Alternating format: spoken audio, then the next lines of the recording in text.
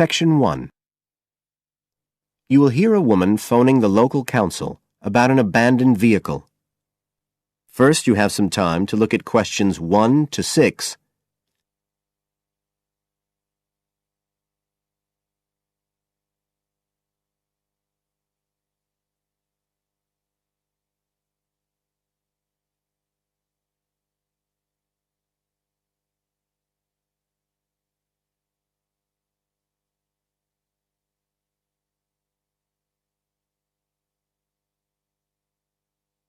You will see that there is an example which has been done for you. On this occasion only, the conversation relating to this will be played first.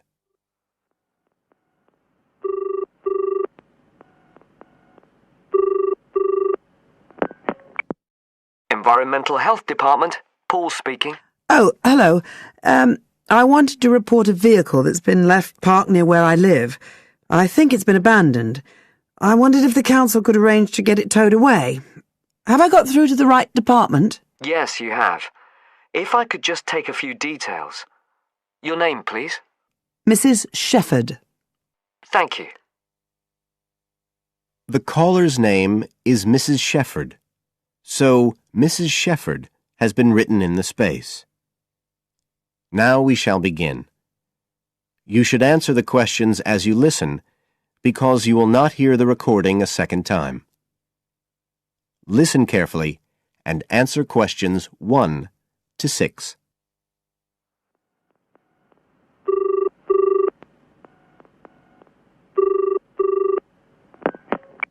Environmental Health Department, Paul speaking. Oh, hello. I wanted to report a vehicle that's been left parked near where I live. I think it's been abandoned. I wondered if the council could arrange to get it towed away. Have I got through to the right department? Yes, you have. If I could just take a few details. Your name, please? Mrs. Shefford. Thank you. It's not my vehicle, though. I just thought someone ought to report it. No, that's fine. What I need to do is take some details first, then we can decide what to do about the problem. Oh, I see. So the next thing I need to know is your address. Right, it's 41 Lower Green Street, Yes? Barrowdale. And the postcode's WH4 5JP. Fine. And if I could just ask for a telephone number. It's 01778 552387. I'm out quite a lot, but you can just leave a message on the answer phone if you need to. Or I could give you my mobile number. That's all right, don't worry. Now, could you tell me a little more about this vehicle? You say it's been abandoned. Well, it certainly looks like it. Can you give me an idea of where it is? Yes, it's near the main road that goes through Barrowdale. Is that the A69? Yes, that's right. Now, there's the primary school just towards the end of the village, and then next to that, next to the children's playground, there's a field, and it's in there. Oh. I wonder how it got in there.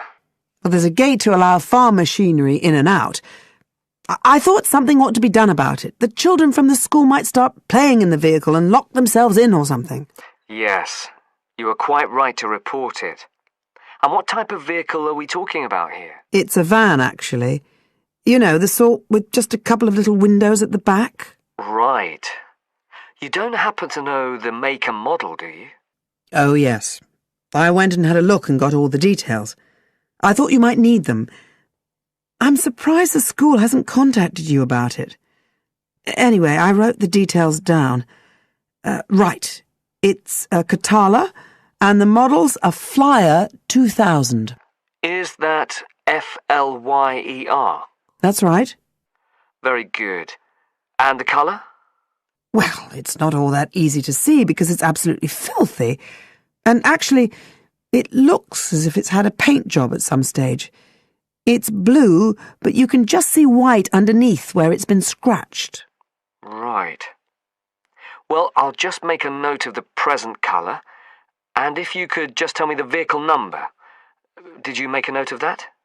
Oh, yes. It's S322GEC. Okay. Before you hear the rest of the conversation, you have some time to look at questions 7 to 10.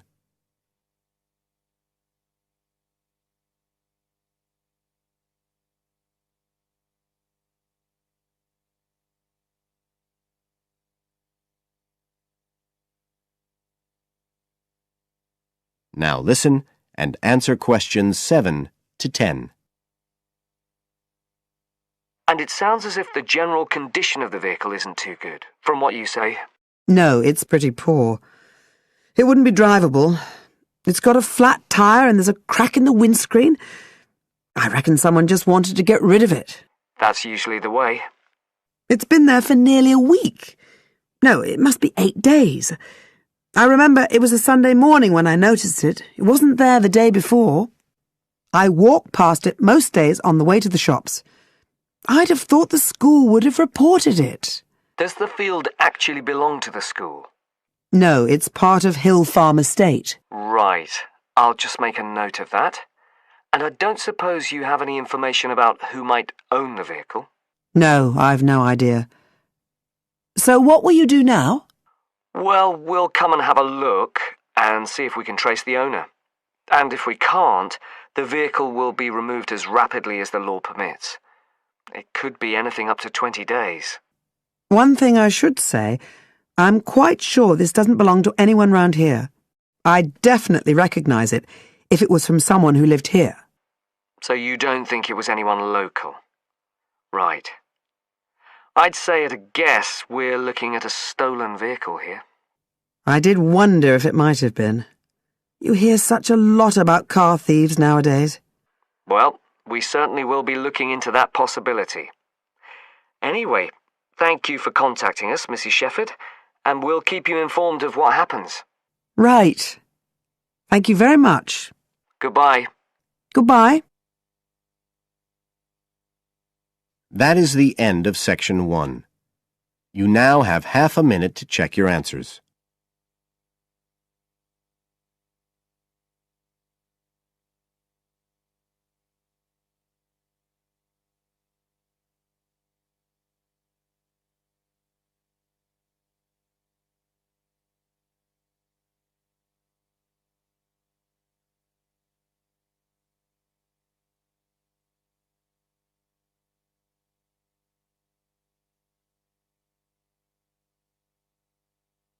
Now turn to Section 2.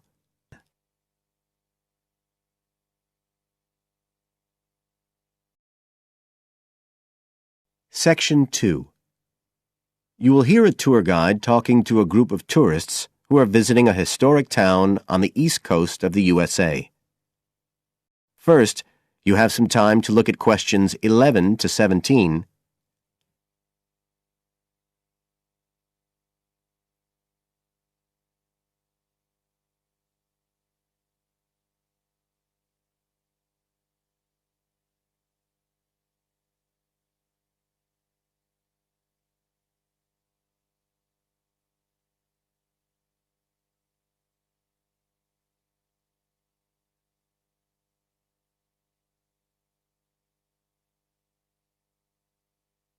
Now listen carefully and answer questions 11 to 17. Right. So here we are in Fairhaven, and we have a couple of hours to spend in this historic center before we carry on to our motel. And as you'll know from the itinerary of our trip, we're visiting Fairhaven because of its historical links with a man called Manjiro Nakahama. So I'll begin by giving you a brief overview of his life, and then you can explore the town at your leisure. Well, Manjiro Nakahama, as he was then known, was born in 1827 in a village by the sea in what is now Toshishimazu in Japan. And like many people in that town, he became a fisherman when he was just a youngster. One day in 1841, when he was just 14 years old, he and some others were fishing far off the coast of Japan when they were caught in a storm and shipwrecked on a small deserted island. They had to wait for 6 months before they were rescued by an American whale ship that had stopped at the island by chance. 4 of the 5 Japanese were put ashore in Hawaii, but Manjiro had become friends with the captain, William Whitfield, who came from the town of Fairhaven, where we are now, and he chose to remain aboard and to return with the boat to the USA. So Manjiro unwittingly became the first Japanese ever to set foot on American soil. He came back right here to Fairhaven with Whitfield and stayed with the Whitfield family, who paid for his education here in the town. He studied mathematics and geography, as well as shipbuilding and navigation. But he missed his mother and his own country, and eventually he went back to Japan, where he had a responsible position as a university teacher and also served an invaluable role as interpreter during the initiation of relations between Japan and the United States in the middle of the 19th century. But the most interesting thing is that the links between Toshishimizu and Fairhaven have remained and grown stronger over the years, in spite of the distance between them. And in fact, the two places now have the official status of sister cities. Both places are ports, so in fact the inhabitants have a lot in common. There have been a number of visits by the inhabitants of Toshishimizu, in particular at the time of the festival, which is held every 2 years here in Fairhaven to celebrate the life and achievements of John Manjiro. It takes place in the fall, and there's an ever-growing program including drumming, singing, martial arts, and stalls selling Japanese and American food. So if you're going to be in the region around then, it's really worth a visit. Before you hear the rest of the talk, you have some time to look at questions 18 to 20.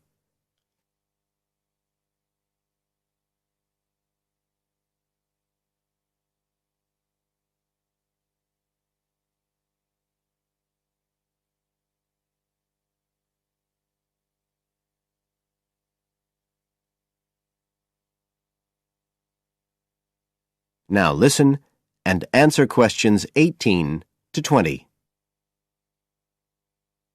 Now, many of the buildings that Manjiro Nakahama knew in Fairhaven are still standing today. And so if you'd just like to hand round some copies of this map, I'll suggest the best route to follow to see them. Okay, so if you look at the bottom of the map, you can see the Millicent Library, and that's where we are now. Now, to follow the John Manjiro Trail, you go out of here along Center Street and then head up Main Street until you get to Pilgrim Avenue. Go down there and turn right at the end. Go straight on, and just on the corner with Oxford Street, you'll see a 2-story house. This is the Whitfield family house, and this is where Manjiro first stayed when he came to Fairhaven. It's still a private residence, so please respect the owner's privacy. Okay, now if you carry on along Oxford Street, then turn left at the end, you'll come to North Street, and about halfway down there is what's known as Old Oxford School. This was the very same school that Manjiro attended when he lived here. It was considered to be the best school in town because of the quality of the building. Unusually, it was built of stone, and the quality of the teaching. Nowadays, it's usually closed, except on special occasions. Go on to the end of North Street and turn the corner onto Adams Street. If you follow the road down back towards the library, you go round a couple of sharp bends, and on the second of these, you can see the School of Navigation, which Manjiro also attended. And if you follow the road on, you'll soon find yourself back here at the library. And I'd suggest you spend some time looking around that too, if you have any time left. Right. Now, does anyone have any questions? That is the end of Section 2. You now have half a minute to check your answers.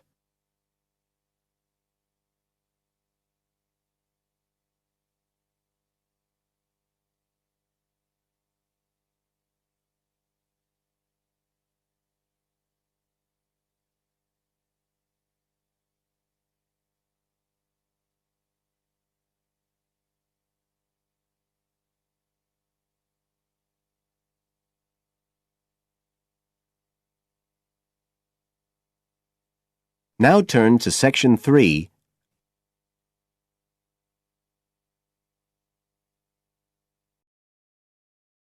Section 3.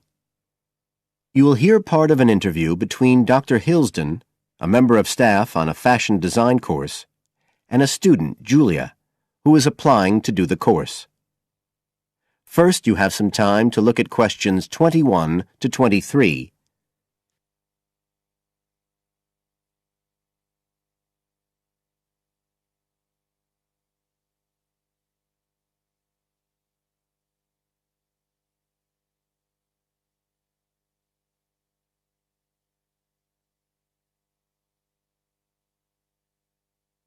Now listen carefully and answer questions 21 to 23.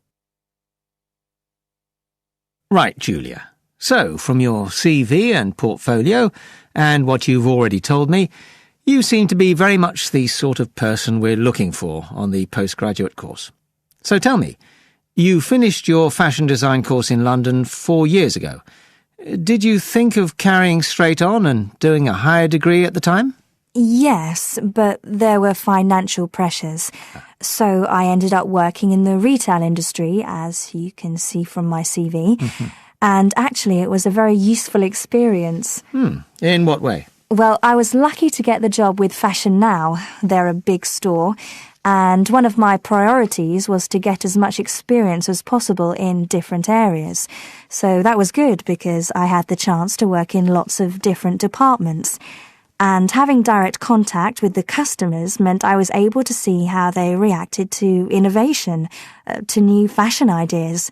Because with Fashion Now, a designer might show something in New York or Milan, and there'll be something similar in the shop within weeks. So that was probably the most useful thing for me. Right. And so what's made you decide to do a postgraduate course now? Well, while I enjoyed working at Fashion Now, and I learned a lot there, I felt, the way forward would have been to develop my managerial skills, rather than my skills in fashion design, and I'm not sure that's what I want to do. Yes. When I was doing my degree in London, I'd been interested in women's wear, but I know that there's been a lot of work done in areas like new fabric construction.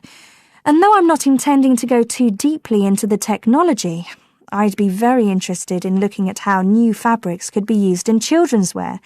So I'd like the chance to pursue that line. Yes, good. And are you at all concerned about what it's going to be like coming back into an academic context after being away from it for several years? No, I'm looking forward to it. But I'm basically more interested in the application than the theory. Or at least that's what I've found so far, and I'm hoping the course will give me the contacts and skills I need eventually to set up my own enterprise. I'm particularly interested by the overseas links that the department has. Yes, many of our students look overseas or to international companies for sponsorship of their projects. You now have some time to look at questions 24 to 30.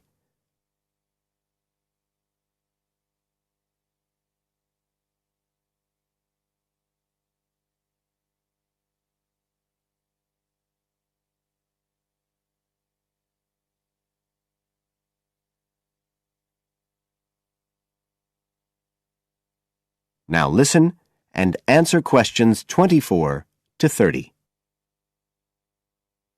And the facilities here look excellent. I just went to look at the library. It's really impressive. There's so much room compared with the one at my old university. Yes, most students find it's a good place to study. And there are link-ups to other universities, of course, and all the usual electronic sources.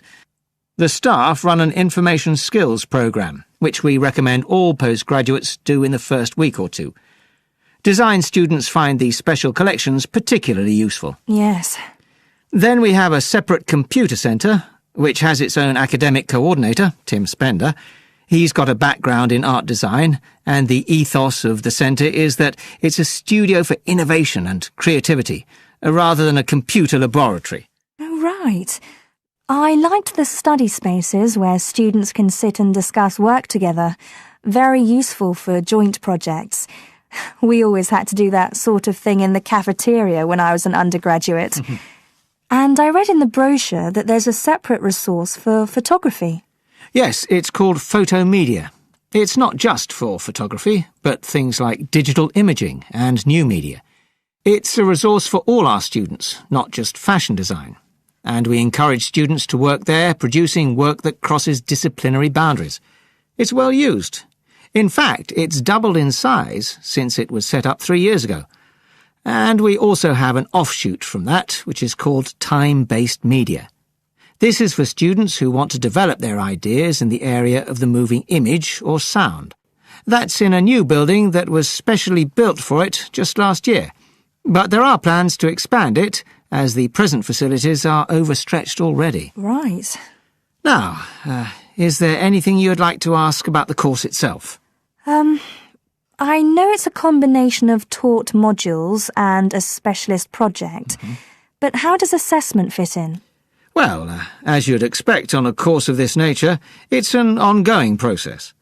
The degree course has 4 stages, and there are what we call progress reviews at the end of each of the first 3. Then the final assessment is based on your project. You have to produce a report, which is a critical reflection on your work. And is there some sort of fashion show? There's an exhibition. The projects aren't all focused on clothes as such. Some are more experimental, so that seems more appropriate. We ask representatives of fashion companies along, and it's usually well attended. Right. And another thing I wanted to ask. That is the end of Section 3. You now have half a minute to check your answers.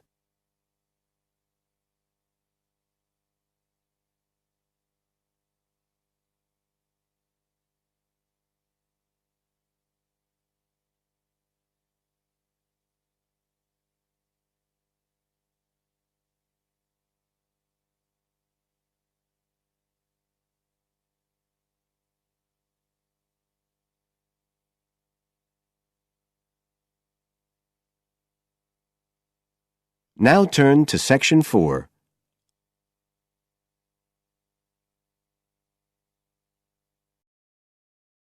Section 4. You will hear a lecturer talking about the importance of laughter. First, you have some time to look at questions 31 to 40.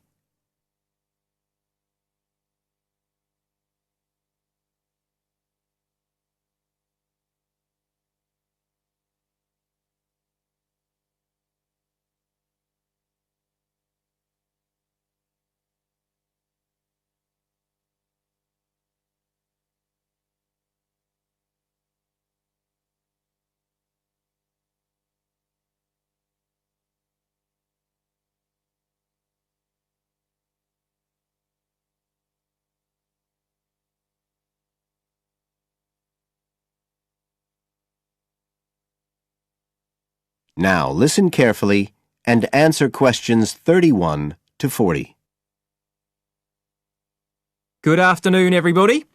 And in our second talk on social psychology, I want to look at the role of laughter in our lives, something that usually gets everyone smiling from the start. So, first of all, I'll start by looking at the actual nature of laughter. Well, when someone laughs, you've got movement of the muscles of the face and the chest, and you've got sound formed when the air's forced out of the body as part of this process. So we're talking about a physical activity. But obviously, other things are involved as well, and this is where it gets more complicated.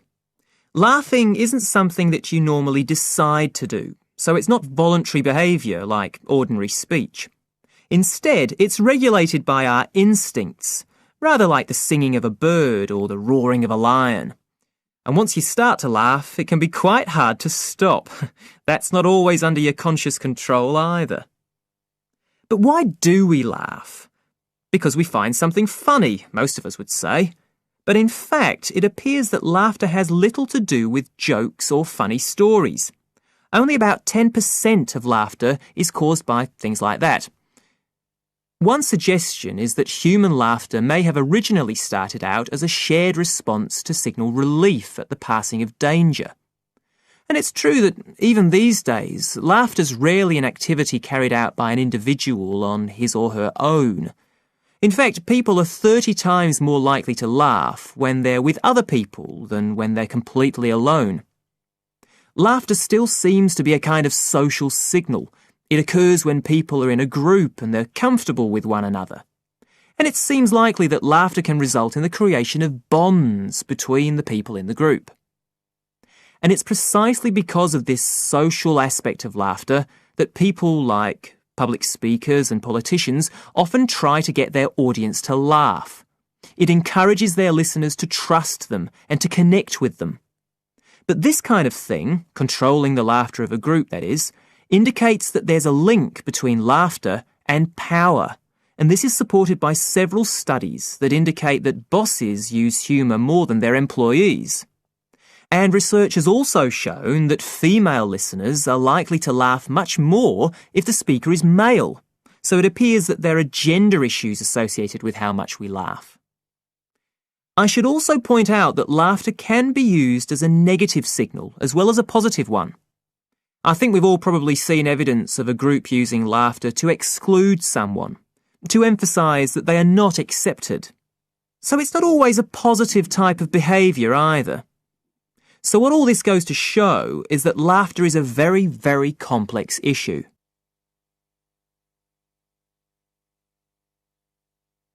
It does appear, however, that laughter has definite benefits. If we look first at the psychological aspects, we know that people often tend to store negative emotions such as anger, sadness and fear, rather than expressing them.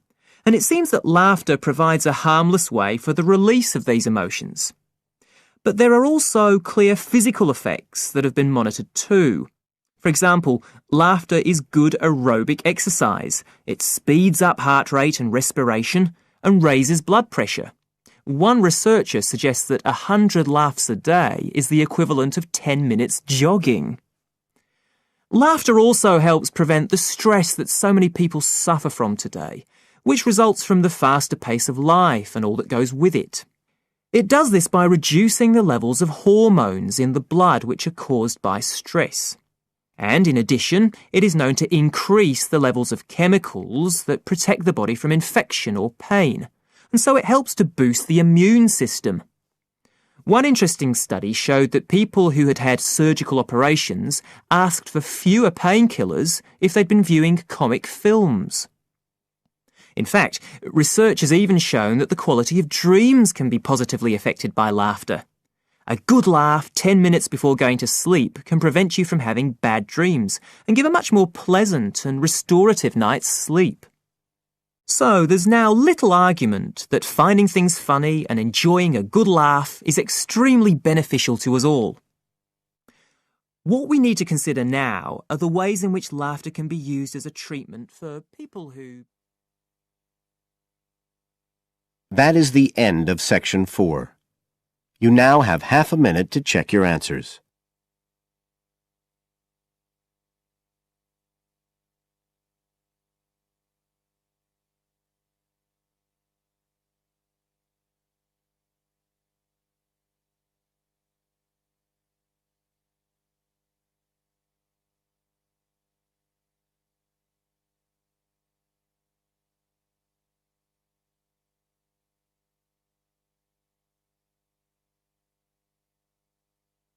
That is the end of the listening test. You now have 10 minutes to transfer your answers to the separate answer sheet.